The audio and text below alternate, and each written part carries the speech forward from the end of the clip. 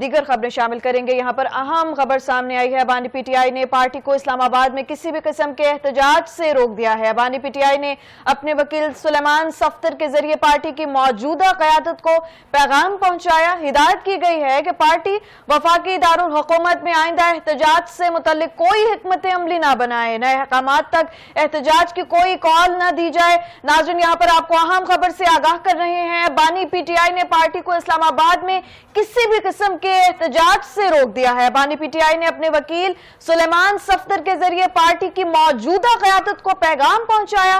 ہدایت کی گئی ہے کہ پارٹی وفاقی دارالحکومت میں آئندہ احتجاج سے متعلق کوئی حکمت عملی نہ بنائے، نئے احکامات تک احتجاج کی کوئی کال نہ دی جائے۔ پارٹی ذرائع کا کہنا ہے کہ بانی پی ٹی آئی نے وزیر اعلیٰ کے پی کے سہیل آفریدی کی کارکردگی پر عدم اطمینان کا اظہار بھی کیا ہے۔ محمود اچکزئی علامہ ناصر کے مذاکراتی عمل کو بھی طویل عمل قرار دیا ہے۔